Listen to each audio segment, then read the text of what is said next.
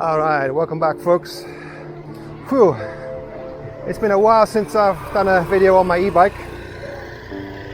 So I thought today I get back on my bike, have a little tour around Da Nang, show you what's going on, and we'll talk a little bit more about visas. What happened to the visas, when they're coming back, what type of visas will be coming back, etc, etc. First I gotta navigate lunchtime traffic. Traffic in Vietnam, pretty crazy, as you know from my videos. Damn, nice place to park. And Da Nang, no exception. Traffic here pretty bad as well. Although nothing like Hanoi or Saigon.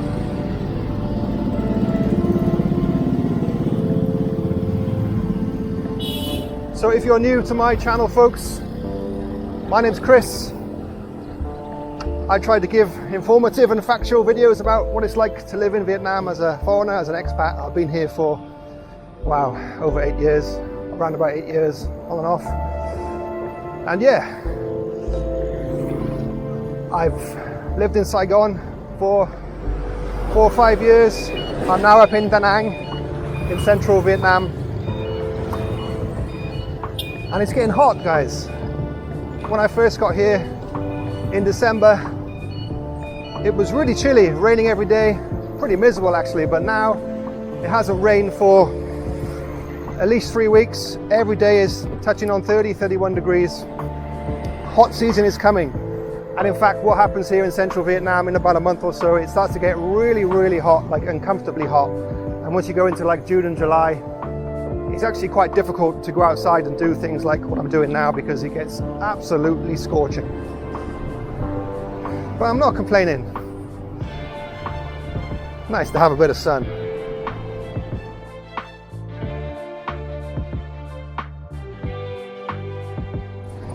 So there it is, Mike Beach, beautiful today. I'm just going to cycle along this boulevard while I give you my thoughts, folks. Tourism is really picked up now. It's really busy, especially today is a Friday, so we'll get a lot of domestic tourists pouring in from all over the country. But there's a lot of Indians and Koreans as well. So I'm going to do a video in the next week or so towards the evening time and show you folks how busy it actually is here. Not as busy as pre-COVID times, but it's getting there. So we've had some exciting news, and I did a video, in fact my last video was on this, and it looks like the 3-month single and multiple entry visas will be making a return. The Ministry of Security has approved it, and now they just have to put it to the government and then they will enact the changes. So this is going to be put to the government in May, I believe, when they have a sit down in the parliament, and then I believe it's just a formality now of dotting the I's and crossing the T's, and then we will see after May all of a sudden some new visas. And these visas will be 3-month single and multiple entry. Whether they'll be renewable in country, we don't know yet, but I will be first to report back here, guys, what the situation is. So what actually happened? So like many countries, Vietnam shut down during COVID and they stopped issuing visas, even work permits and TRCs, which meant people living in the country like myself on 2-year visas had difficulties. But the vast majority of foreigners here were on 3-month multiple entry visas, either tourist visas or business visas, DN. And if you are an American, you would have been very lucky because you would have got a 12-month visa, 12-month tourist visa. Very convenient. But when Vietnam shut up shop for COVID, like most other places, they also stopped issuing visas. Okay, that makes sense. But when they opened up 15th of March 2022 last year, they didn't bring back any of the long-term visas. They just brought back 15-day visa exemptions and 30-day e-visas, which is what we have at the moment. I'm not going to go into that too much, guys. I've done enough videos about that. Have a look. and have a watch if you're interested. And there was kind of a big outcry and uproar. People were coining it as a purging of foreigners, a purging of expats. But was it? What did it really mean? You know, if you were here on a 3-month visa, perpetually renewing it, then you're a tourist, right? You're not working in the country, or if you are working in the country, then technically you're doing it illegally because you're not supposed to work on a tourist visa, right? You need a business or work visa to do that. But there was a lot of digital nomads here, a lot of people perpetually renewing these 3-month and 12-month visas, and I would guess in the tens of thousands at one point, especially here in Da Nang, because Da Nang is a very desirable place to live. I don't want to say it's cheaper than the bigger cities, because it's not really anymore. Accommodation is expensive here and a bit of a rip-off, but that's a story for another day. So the government didn't bring back the long-term visas. So why did they do that? Well, nobody really knows. And my best guess would be that they did it because they wanted to kind of get rid of people who weren't paying tax, who weren't contributing to Vietnam in that way. Although, obviously, if you're living in the country, you're paying rent, you're spending your money here, so you are contributing to the economy and the country, just not through taxation. But that would be my guess. You know, the way things work here in Vietnam often seems very illogical, and things don't seem very well planned out. But there's been a lot of pressure from the tourism ministry, tourism agencies, you know, powerful tourism bodies here in Vietnam to bring back longer visas. And most people are for this, but there's a small group of people who are against longer visas. Typically people who have been here for a very long time, who've worked very hard to maybe, you know, get a job here, get married. And one or two people I've spoken to, they're kind of a bit like, I don't like people coming in, 3-month visas, not contributing, blah, blah, blah. So it's a bit of a controversial, slightly contentious issue. I was actually surprised that they are going to bring back the 3-month visas. I did think that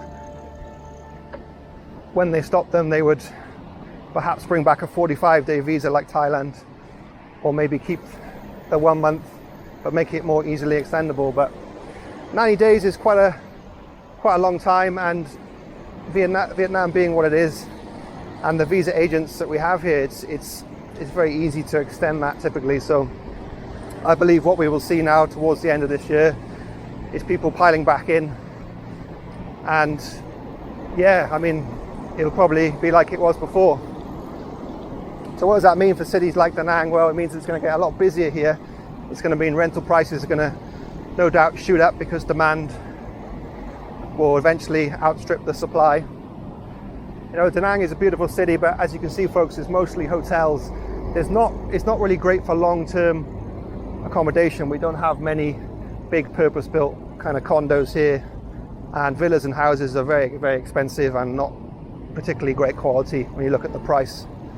One of the problems at the moment is flight costs. It's phenomenally expensive to fly from Europe or the US to Asia.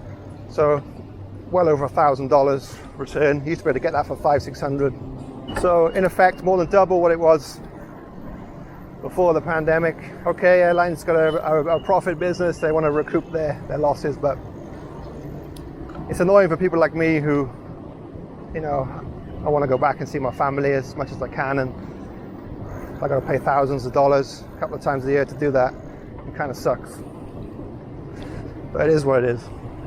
It'll be very interesting to see how the government manages the new 3-month visas and whether they will be renewable. So that's the biggest thing. So of course, people who come here for 3 months typically stay here for longer. There's not really many people who come for 3 months and leave, not really, because after a few months you get settled, right? And you know, you're going to stay a year or so, maybe meet somebody.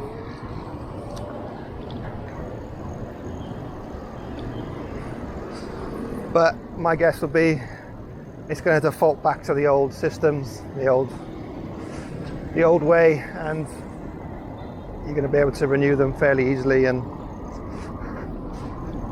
that will be that. Thailand's done a pretty good job. They have a lot of good visa options, 6 month tourist, 45 days off the bat, and then longer visas for like education. If you want to study Thai, Thai, things like that, you can do that, but they're a lot stricter. And I suppose as Vietnam starts to develop more, I guess that they will become more strict here as well. Although I just don't know. You never know with Vietnam. It's a bit of an outlier in a lot of ways, which kind of makes it interesting and exciting, but also in regards to planning and even life choices, it's hard because you don't know like what's going to happen. Sometimes one of the biggest gripes I have with living here is I've been here 8 years or so, and I've been paying tax here every month, contributing, living, and also through taxes, but I'm still treated, if I don't have a TRC through my work, like sponsorship through my job, then I'm treated as a tourist. I have to get an exit visa. Like if I lost my job, I'd have to be out within 2 weeks. There's no kind of recognition of, no kind of possibility to do any kind of naturalization, get a passport, get some sort of 5-year, 10-year residence permit. There's none of that. So I think that's a little unfair, and I think that should be looked at, especially for people in the same situation as myself who, it's nice to have some security, right? Many Korean tourist groups, as you can see.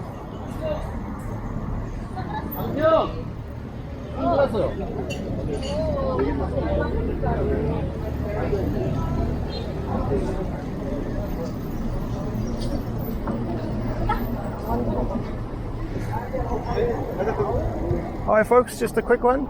Wanted to share my thoughts. Please leave your comments below what you think about the return of the longer visas. Is it a good idea, a bad idea? What does it mean for Vietnam? What does it mean for you?